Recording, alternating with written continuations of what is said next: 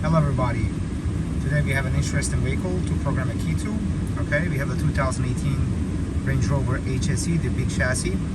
Alright, and we're gonna program the keys. I just haven't write the files back actually.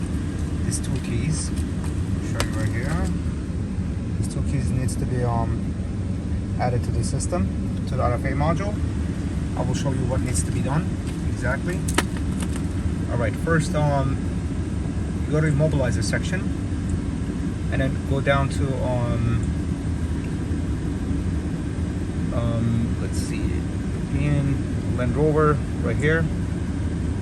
I try to do the Autel ID, but it's not decoded the VIN number, so I just choose it manually. Go to manual selection, and then we're gonna go to Range Rover, not the sport one. It's 2015 and 18. Smart key. Okay. Alright guys, we cannot program this key through the OBD using IM608 unless you have the dealer or the manufacturer software and the hardware. So I will show you what needs to be done. So we just go to control unit from here, and we're gonna go to start Keywriting. Okay, and it will tell you all the information in here. It's basically, now it's telling you is you need to find where the RFA module or KVM module is located on the vehicle, and you need to remove it. If you press this button in here, it might be able to show you in here. Yeah, it's not showing. Oh yeah, here we go. It's showing you exactly where it is. These covers in here. Let me just open this up. This cover needs to come out. In my situation, it was one on top. Once you open this cover, there's a big blower unit in there, and then it was right on top of that. It was not that easy to take it out. I've seen some easier ones, much easier ones. This one was very hard to get to. Anyways, you need to remove that module from there, and then we're gonna go to and then it will give us, actually, I'm sorry, it will give us some information about how do we solder on the circuit board. Basically, in my case, this wasn't not it. This is if you have basically a secure chip. How do you know what the secure chip is? I will show you as well. Mine wasn't this way, which I'm lucky actually. Mine was an unsecured one, which is this one right here. Okay, as you see, simple connections in there, and you need to use the XP400. Okay, it needs to be connected to the IM608 or IM508, whatever you have. And this is the module itself. As you see, I have read the it's hard to see from the from here because it's too small. You will need to read these numbers. You need to match them 100%, and the module needs to look identical. Okay, and so this was my situation right now, which I'm lucky. I just made these connections. Okay, using the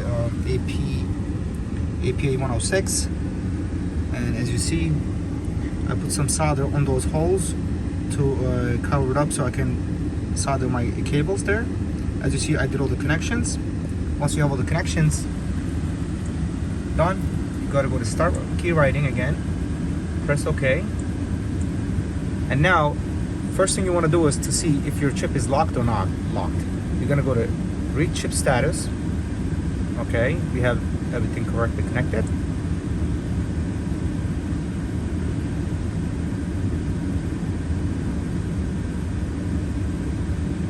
As you see, the chip is unlocked, which is good news, so we don't have to do extra work. And we're gonna go to once you're in this page and you see it's not it's unlocked chip, you're gonna go to or you're gonna go to read write chip data unsecured. Okay, you're gonna go in here, you're gonna go to read Mcu data. Okay, and I'm not gonna read it, but I'll just read it for you just in case. Okay, you just hit the D flash first. I'm not gonna save it because I already saved.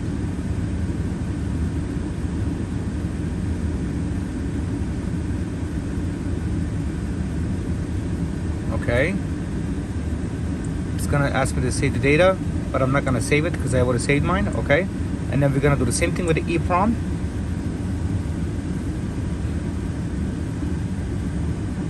Basically, the key information is also in the D flash, and also in the EEPROM file. It's both shared. They both have the information of the key and both have to be programmed. I'm gonna click OK. I'm not gonna save it since I said I already saved it. And then when you come in here, start Keywriting, okay?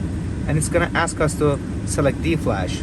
You're gonna select the files that that we saved right before this step. You're gonna open the D-Flash, okay? This one was mine, okay?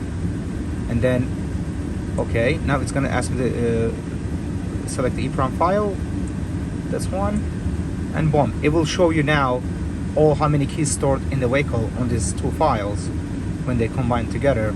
Basically, I already wrote mines to number 3 and number 4. All you do is press here, put the key in here, okay, and you just hit add key, and then that's it. And you will see the ID number of this key in there. And then if you want to add another one, go here, do the same exact thing, and then you're gonna hit escape.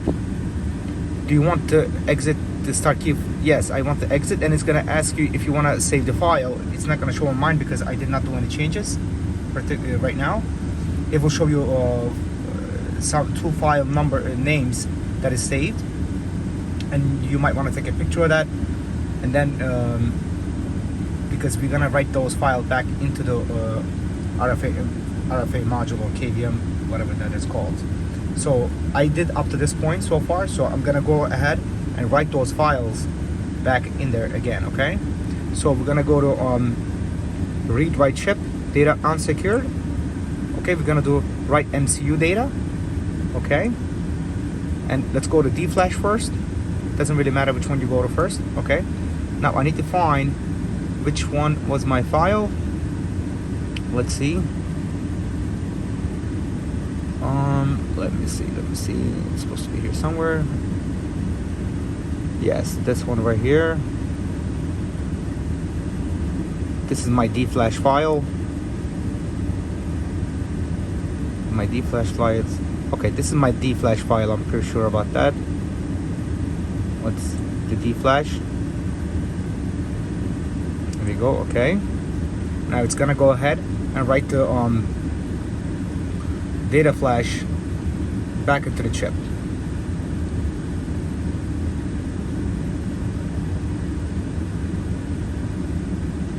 Okay, writing succeeded. That's good. So we're gonna go to EEPROM now. Select an EEPROM file. Let's see which one was it. This is D-Flash. This is my EEPROM file. The one because I looked it up when I was saving the files. So this is the EEPROM file, and I'm pretty sure about this. All right, now it's gonna write the EEPROM file back on.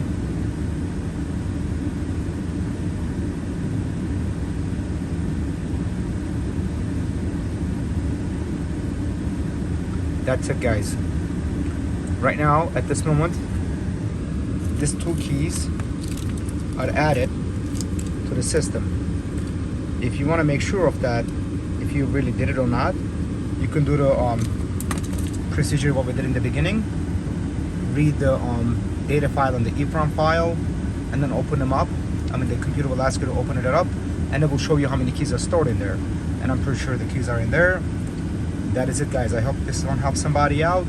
Enjoy the rest of your day.